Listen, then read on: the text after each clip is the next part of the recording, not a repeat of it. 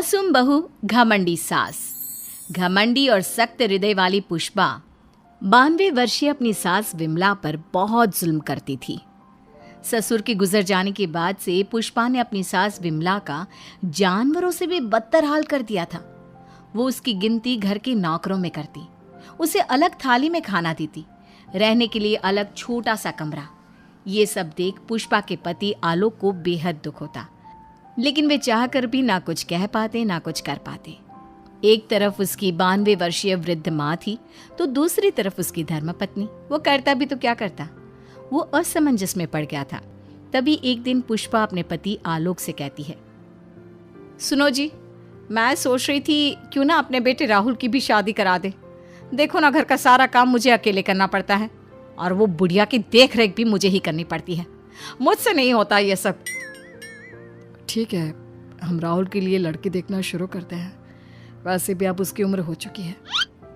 पुष्पा राहुल की शादी के बारे में सोचकर मन ही मन खुश होने लगती है। दरअसल पुष्पा अपने लिए एक ऐसी बहू की तलाश में है जो गाय से भी ज्यादा सीधी और कोयल से भी ज्यादा मीठी हो। बहुत ढूंढने और जांच परखने के बाद देविका के साथ आखिरकार उसकी तलाश पूरी होती है। वो देविका को राहुल के लिए पसंद कर लेती है और एक अच्छा सा मुहूर्त देखकर उनकी शादी करा देती है। ऊंचे संस्कार और सरल स्वभाव वाली देविका ने ससुराल में पहले दिन से ही सबका दिल जीत लिया।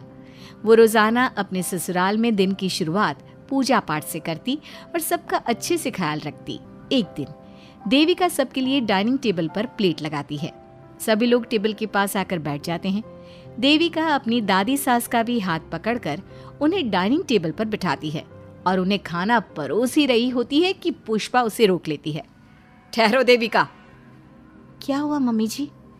देविका, तुम इस घर में नई हो इसलिए शायद तुम्हें पता नहीं। तुम्हारी दादी सास के लिए अलग थाली है, वो इस थाली में नहीं खाती। देविका मुड़कर विमला की तरफ देखती है और फिर अपनी सास पुष्पा से प्रश्न करती है, लेकिन मम्मी जी, रसोई में तो यही प्लेट थी। तुम यहीं ठहरो, मैं इनके लिए प्लेट लेकर आती हूँ। पुष्पा रसोई में किसी कूड़ेदान की तरह पड़ी प्लास्टिक की प्लेट लेकर आती है और उसी में विमला के लिए खाना लगाती है। जब ये सब देविका देखती है तो वो आश्चर्य में पड़ जाती है और फौरन उठकर रसोई घर से दूसरी प्लास्टिक की प्लेट भी ले आती है।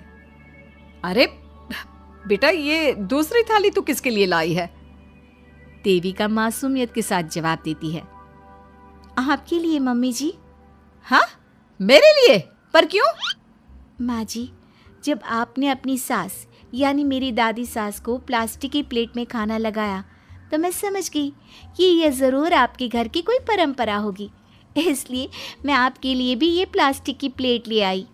अब आप अपनी सास के लिए इस प्लेट में खाना लगा दीजिए और मैं अपनी सास के लिए इसमें खाना लगा देती हूँ। देविका की बातों से पुष्पा हैरान हो जाती है।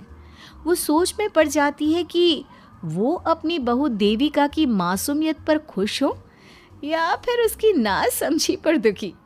इसी तरह दिन बीतते चले जाते हैं और अब देविका को घर का माहौल और सास का स्वभाव सब समझ में आने लगता है। एक दिन सुबह पुष्पा अपनी सास यानी विमला को उसके कपड़े धोने के लिए कहती है और ये सब दूर से देविका देख लेती है। उसके कुछ ही समय बाद देविका आती है और अपनी सास पुष्पा से कहती है, मम्मी जी, मैंने घर का सारा काम कर लिया है। कपड़े, बर्तन, झाड़ू, पोछा सब लगा लिया है। अब मैं आपके पैर दबा देती हूँ। अरे लेकिन बेटा, तूने कपड़े नहीं धोए? मेरे कपड़े तो अंदर कमरे में ज्यों के त्यों पड़े हैं। मैंने आपके कपड़े नहीं धोए मम्मी जी। आप जब दादी से बोल रही थी ना कि आज उन्हें अपने कपड़े खुद धोने होंगे तो मैंने सब सुन लिया था। फिर मुझे लगा आज पूर्णिमा भी है, इसलिए शायद ये आपके घर की कोई रस्म होगी, तो मैंने आपके कपड़े भी नहीं धोए मम्मी जी। देविका की बातें सुनकर पुष्पा अपना सर पकड़ लेती है और मन ही मन कहती है, ये तो ज़रूरत से कुछ ज़्यादा ही सीधी है। अब क्या करूं मैं इसका? इस बुढ़िया ने मुझे परेशान करके रख दिया है।